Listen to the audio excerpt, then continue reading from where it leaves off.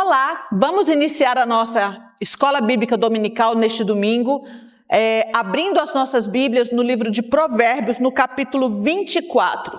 Nós sabemos que o livro de Provérbios, o sábio, ele é enfático nas verdades que ele nos quer transmitir. Então, ele fala repetidas vezes sobre os mesmos assuntos.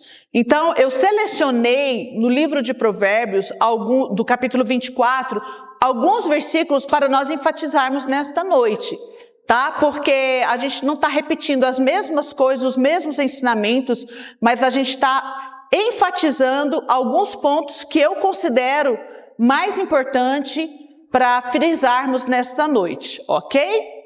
Vamos começar no versículo 1, que é combinado com o versículo 19. Ambos têm a mesma mensagem. Diz assim: não tenhas invejas dos homens malignos, nem queiras estar com eles, porque o seu coração maquina violência e os seus lábios falam para o mal. Versículo 19 está na mesma toada. Não te aflijas por causa dos malfeitores, não tenhas inveja dos perversos. 20, porque o maligno não terá bom futuro e a lâmpada dos perversos se apagará. Bom, em primeiro lugar, a gente constata aqui que ter inveja já é um pecado. Ter inveja é querer ser o que o outro é, ter inveja é querer ter o que o outro tem, né? Lembrando que nós somos únicos e nós devemos ser gratos por aquilo que nós temos e não invejar aquilo que não temos ou que não somos, mas sermos gratos por aquilo que somos e que temos. Então, o primeiro ponto, que ter inveja já é pecado. Agora, você imagina, além de ter inveja do perverso, ter inveja do homem mau. O salmista, eu acho que Salmo 72, o salmista ele passou por um conflito assim, de olhar para o ímpio, vê-lo prosperando, vê-lo se dando bem, e questionar a Deus: Senhor, eu estou sendo justo e estou aqui padecendo minhas dificuldades. Como é que o ímpio está prosperando? Então parece que a vida dele está melhor do que a minha. Ele passou por esse conflito. E aqui em Provérbios ele vem trazer para nós de uma forma muito clara que nós não devemos ter inveja do homem mau. Por quê? Porque o fim deles não é bom. Ainda que transitoriamente, aqui nessa terra, diante dos nossos olhos, ele pareça estar se dando bem, ele pareça estar prosperando, a gente sabe que no final a lâmpada dele se apagará. Ele não habitará seguro, ele não habitará com o Senhor na eternidade, a não ser que ele tenha um arrependimento, um processo de conversão genuína. Mas o mal, o perverso, ele não habitará nas cidades celestiais, porque lá não entra o mal, não entra a impiedade, não entra a impureza, não entra a maldade. E o perverso, ele tão somente deseja o mal, ele faz o que é mal, o coração dele é um laboratório da maldade, ele tenta prosperar e se dar bem em cima do outro, na desgraça alheia, passando a perna no próximo e se dar bem em cima do outro. Então, o livro de Provérbios é muito claro: não tenhas inveja dos ímpios. E o que acontece? Então, quando Satanás nos mostrar e falar, né, fulano, beltrano, cicrano, olhe lá aquele ímpio lá, ó, tá vendo? A propriedade dele é da corrupção, de sonegação de imposto, de maldade, de roubo. Tá vendo? Olha lá, ele está se dando bem, ó, são festas, finais de semana, né? Ela linda, maravilhosa, tudo parece perfeito. Não se engane com as aparências. Não se engane. Volte-se para o Senhor e que o Espírito Santo traga a nossa memória, para quando Satanás nos mostrar o ímpio prosperando, que o Espírito Santo nos lembre dessas verdades. Não tenhas invejas do homem maligno que prospera aparentemente, transitoriamente, aqui nesse plano terreno, porque no final a lâmpada dele vai se apagar. porque Deus, ele é justo. Deus, ele é justo. E aquilo que parece, né, que está se dando bem aqui nesse plano terreno, não vai durar eternamente. Não irá durar eternamente. É isso que o sábio de Provérbios nos ensina, de forma muito clara. Vamos lá agora para o versículo 8. Diz assim: ao que cuida em fazer o mal, mestre de intrigas lhe chamarão. Um dos pecados mais abomináveis que há é aquele que semeia contenda entre irmãos, né? Tem textos aqui de Provérbios que eles elencam diversos pecados e fala, esse Deus odeia, mas o sétimo Deus abomina, o que semeia contenda entre irmãos. É como se fosse assim o suprassumo dos pecados, aquele pior de todos. E o pior de todos é esse, é o que semeia contenda entre irmãos. É o mestre das intrigas, descrito aqui no versículo 8. Veja bem, se nós sabemos, né, que os pacificadores são filhos de Deus, os não pacificadores, os mestres de intrigas, os intrigadores, são filhos do diabo. São enviados do inferno para poder destruir a paz que reina entre os irmãos, entre as famílias, entre as igrejas. E aqui a gente não vai somente falar da igreja, mas da família também. Tem gente que a família está reunida, mas chegou determinada pessoa, azedou o encontro de família. Porque tem gente que sabe gerar intriga dentro da família, discórdias, briga, confusões. Gente, isso é terrível no ambiente familiar. E a Bíblia diz que Deus abomina isso. E Deus abomina também aquele que semeia contenda nos irmãos espirituais, na igreja também. Nós devemos ser agentes de paz, agentes de bênção. Nós devemos construir pontes, fortalecer os elos, as amizades entre os irmãos, gerar paz, gerar um ambiente agradável, um ambiente aconchegante, onde todos podem estar próximos. Que nós sejamos pacificadores e não mestres de intrigas. É isso que o sábio nos exorta e nos aconselha aqui no versículo 8. Ao que cuida em fazer o mal, mestre de intrigas lhe chamarão. E Deus abomina aquele que semeia contenda entre irmãos, aquele que semeia intrigas. Versículo 10. Se te mostras fraco no dia da angústia, a tua força é pequena. Como o Senhor fala comigo através do versículo 10 aqui de Provérbios, capítulo 24. Veja bem, na vida não existe uma vida isenta de dores. Não existe uma vida indolor. E cada fase da vida nós temos os nossos conflitos, né? Às vezes eu falo, eu estou com o filho na adolescência. É porque é minha fase do momento. Mas a criança, ela tem os seus conflitos, ela tem as suas dores, os seus questionamentos. O jovem, ele tem as suas dores.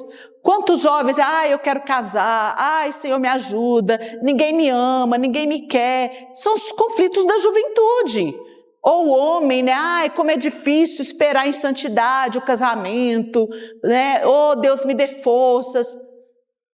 A mulher, quando casa, recém-casada, ela tem ali os seus conflitos de adaptação. A mulher da gestação também tem suas dificuldades. A mulher no puerpério, né? Ontem eu conversando com a Jéssica, das dificuldades do puerpério. Tia Mary, já chorei e tal. Porque você tem privação de sono, você tem grandes dificuldades com um bebê recém-nascido, que chora, você não sabe se ele está com dor, se ele está com fome, o que é. Então, cada fase tem as suas lutas, tem os seus conflitos. Na velhice também a gente tem, essa semana, gente, eu acompanhei meus pais no hospital, de segunda a quinta, consultas, exames, mais consultas, mais exames, médico de novo, amanhã vamos de novo, né? A gente tem as questões próprias de cada estação da nossa vida. Então, nós temos sim dificuldades. Só que no dia da angústia, se eu me desespero, a minha força é pequena. Por quê? Eu posso até olhar para o meu conflito, para o meu problema e falar, Senhor, eu não dou conta. Mas quando eu olho para Deus, eu falo, que bom, Senhor, que eu não estou sozinha. O Senhor é minha fortaleza, meu Pai. Eu posso esperar no Senhor. Eu não vejo uma saída, mas o Senhor é aquele que abre porta onde não há porta. O Senhor é aquele que dá uma luz lá no final do túnel. O Senhor é aquele que faz milagres. E eu creio no teu milagre. Eu creio no teu de repente. Que o Senhor chega no momento quando, a gente menos espera, o Senhor age. Então, queridas, isso é andar por fé. Nós que cremos no Senhor, nós precisamos ter essa fé, não em nós mesmas, porque nós não temos poder, mas no Deus que tudo pode, no Deus do impossível, no Deus que não nos abandona, no Deus que não nos deixa à mercê, que vê todas as coisas. E essa é a nossa esperança. Então, a nossa força não pode ser pequena no dia da angústia, porque nós temos o Senhor e a nossa força vem dele. A nossa esperança está nele, a nossa fé está nele. Quando nós olhamos para a Bíblia e vemos ali o agir de Deus, nós sabemos que ele é o mesmo ontem, hoje e permanecerá o mesmo. E ele não mudou, ele continua agindo ainda hoje nas nossas vidas. Se nós abríssemos aqui quantos testemunhos lindos e maravilhosos nós não teríamos para compartilhar do agir de Deus na nossa vida. Amém? Então o sábio nos orienta a termos essa fé e a esperar no Senhor. Versículo 11 diz assim: livra os que estão sendo levados para a morte e salva os que cambaleiam indo para serem mortos. Gente, a maior palavra que nós temos é uma palavra de resgate. É a palavra de que só Jesus salva. Nós podemos usar a nossa voz, seja nas nossas redes sociais, seja falando com nossos colegas de trabalho e declarando a fé salvadora em Cristo Jesus, que Jesus, ele é o único caminho que nos leva a Deus. Nós temos hoje algumas mentiras de Satanás entrando dentro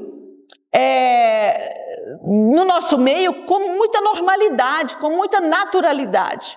Uma delas é, futebol, religião, o que é outra coisa mesmo?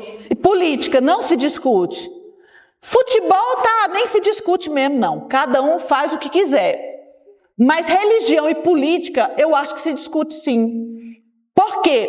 Porque política, ele vem de alguma forma afetar a nossa fé, a nossa crença, os nossos princípios, os nossos valores.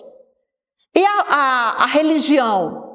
Religião que eu falo não é a igreja que salva, porque nenhuma igreja salva. Quem salva é Cristo Jesus. Ele é o caminho, a verdade e a vida. E o texto vem nos exortar a isso. Livra os que estão sendo levados para a morte e salva os que cambaleiam indo para serem mortos. O maior ato de amor é a voz que clama pela salvação. Você vê alguém caminhando para o inferno e você não faz nada? Não, eu vou ser atalaia, eu vou avisar. Se você continuar, aí é o problema seu, que escolheu continuar caminhando nesse caminho. Mas escute bem, só Jesus salva. E mais do que levar essa palavra na boca, é viver essa verdade, é testemunhar Jesus nas nossas ações, no nosso comportamento, porque o exemplo, ele é a forma mais eloquente de testemunhar a salvação em Cristo Jesus, é o exemplo. Existem nações e que é proibido pregar Jesus abertamente, declaradamente, pregar na praça, nas ruas, mas a sua vida, ninguém pode te impedir de você viver e de testemunhar Jesus na sua vida. Amém? Versículo 13. Filho meu, saboreia o mel porque é saudável e o favo, porque é doce a teu paladar. Versículo 14. Então sabe que assim é a sabedoria para a tua alma. Se achares, haverá bom futuro e não será frustrada a tua esperança. Bom, o mel, quando a gente está com fome, ele é doce ao nosso paladar, ele é saboroso. E ele é nutritivo também, ele alimenta. O mel é altamente nutritivo, ele tem muitas propriedades que nutrem o nosso corpo. Assim é a sabedoria, que é um paralelo, né? A sabedoria, quando nós buscamos a verdadeira sabedoria, que é Cristo, que está em Cristo, a sabedoria lá do alto, essa sabedoria, ela é agradável e ela é nutritiva. E ela traz para nós uma esperança e um futuro. É o que diz aí. Haverá bom futuro e não será frustrada a sua esperança. Devemos sim buscar a sabedoria. Versículo 15. Não te ponhas de emboscada, ó perverso, contra a habitação do justo, nem assoles o lugar do seu repouso. 16.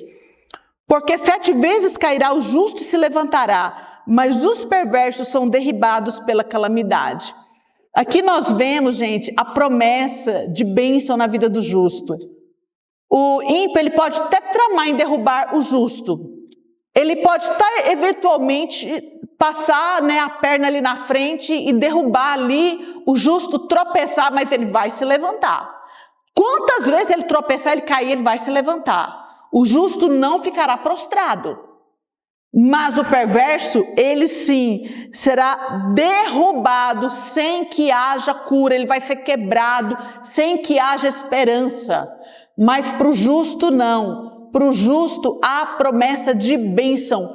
Por isso vale a pena permanecermos fiéis, permanecermos justos no Senhor. Versículo agora 17 e 18. Esse versículo eu achei incrível.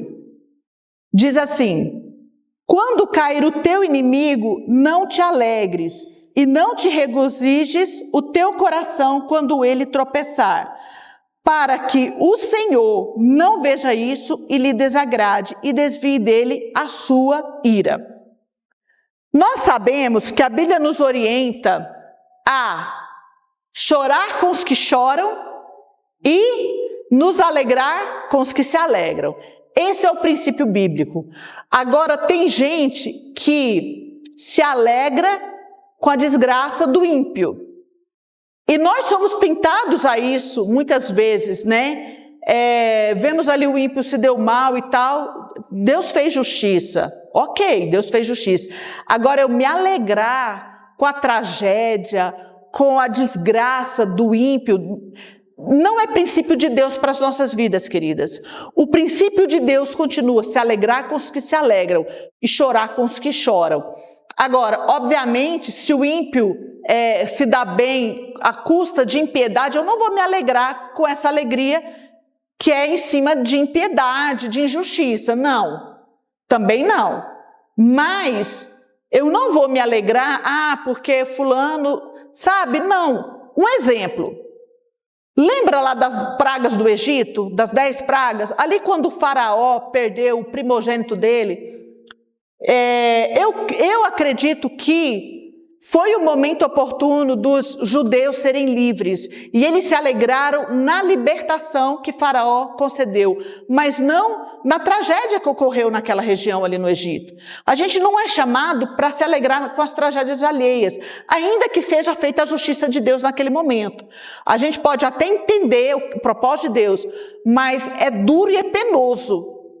Sabe, a gente não deseja, aquela frase, eu não desejo isso nem para o meu pior inimigo. É isso, a gente não deseja as tragédias nem para o pior inimigo, porque a dor é a dor, independentemente de quem esteja enfrentando, né? E o princípio de Deus é: alegre com os que se alegram, chorem com os que chorem. E não é se alegrar na tragédia alheia. Isso não nos identifica como filhos de Deus, ok? Com o princípio de Deus que nós devemos viver pela palavra. Bom, vamos lá agora para o versículo 26. como beijo nos lábios é a resposta com palavras retas.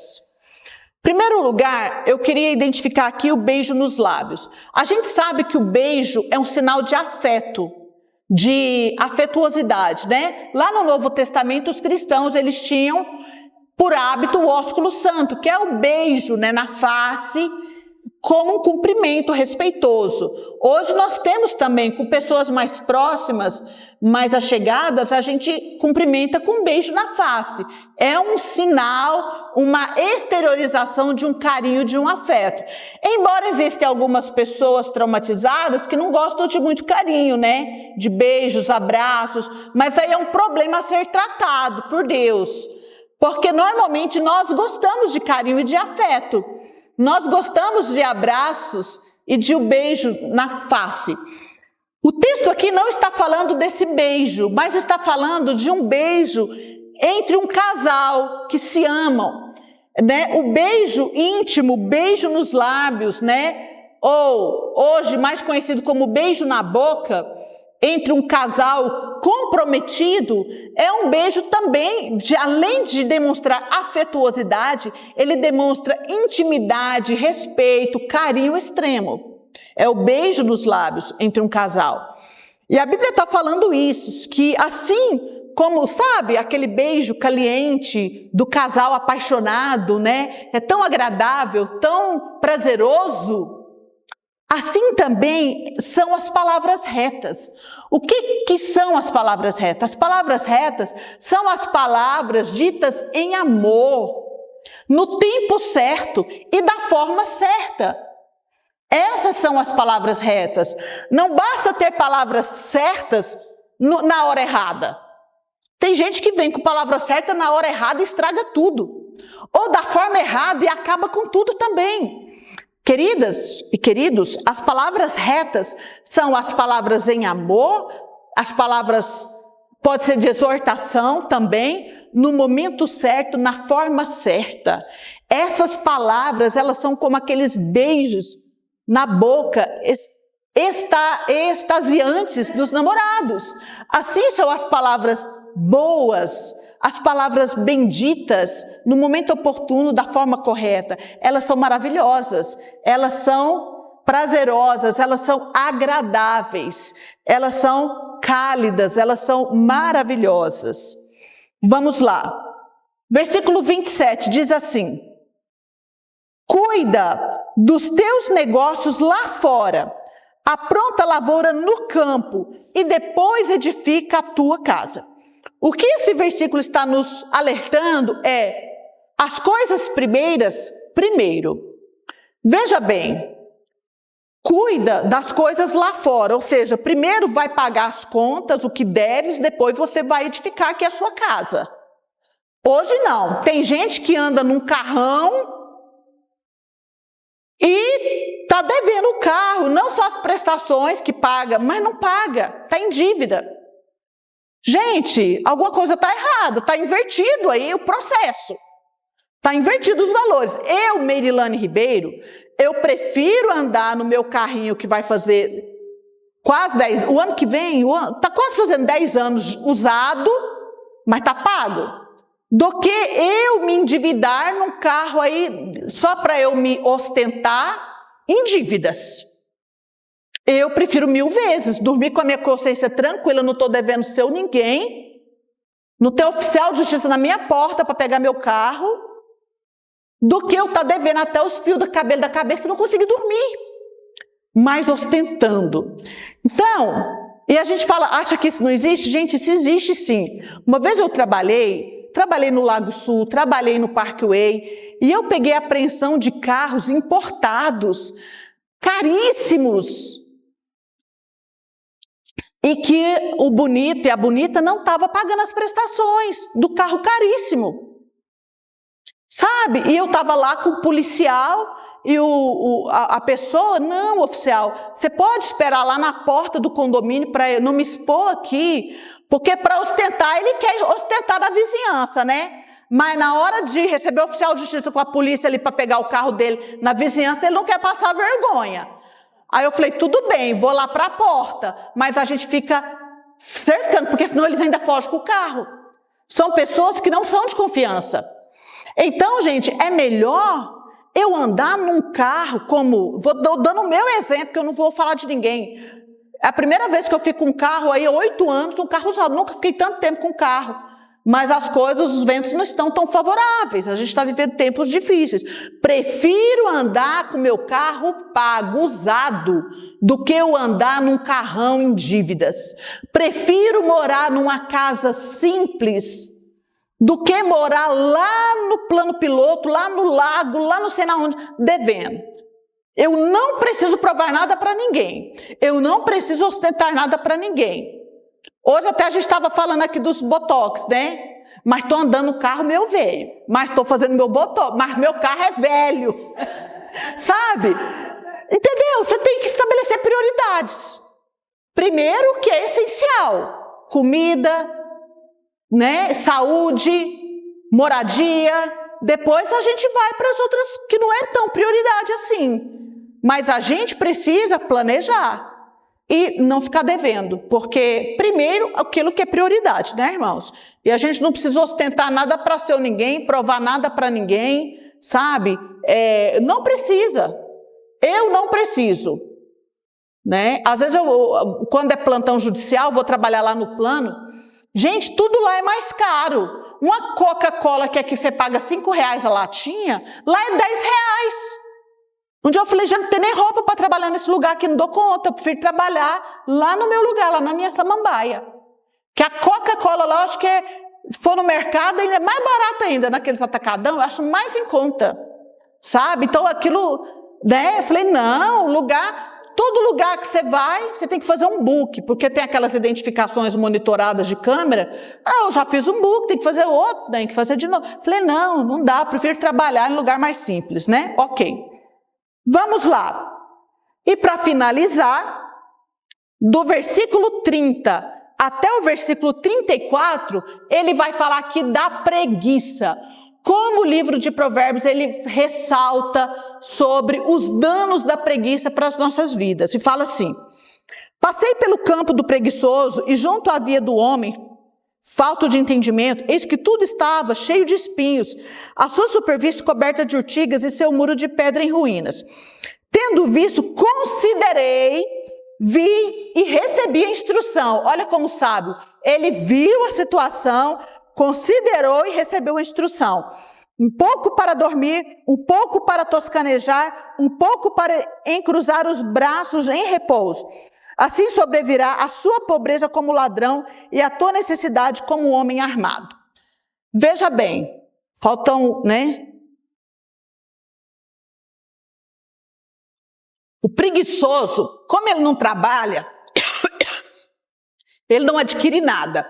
Mas aqui está falando que ele passou pela propriedade, né? E eu pergunto, como é que o preguiçoso adquire a propriedade se ele não trabalha, ele não tem dinheiro? Herança, exatamente. Que ele não vai comprar porque ele não trabalhou, mas ele pode receber por herança de um pai trabalhador, tal, né? Gente, ele recebe pronto, ali caiu no colo dele a propriedade, mas ele não tem coragem de capinar, de tirar o mato, de tirar os espinhos, de limpar o campo, de cuidar do muro. O muro está quebrado, está destruído, ele não arruma, porque ele não tem tempo. Ele só planeja o tempo de descanso dele. Um pouco eu vou dormir, um pouco eu vou cochilar, um pouco eu vou cruzar os braços, mais um pouco eu vou ficar de braço cruzado assistindo televisão. E não sobrou tempo para trabalhar. Simples assim. O que acontece? Ele vai perder até aquilo que veio para ele, gratuito. Ele vai perder. Gente, que sejamos eficientes, trabalhadores dedicados para conquistar e para cuidar daquilo que recebemos por herança. Vamos orar mais uma vez? Deus te abençoe e até a próxima aula no próximo domingo.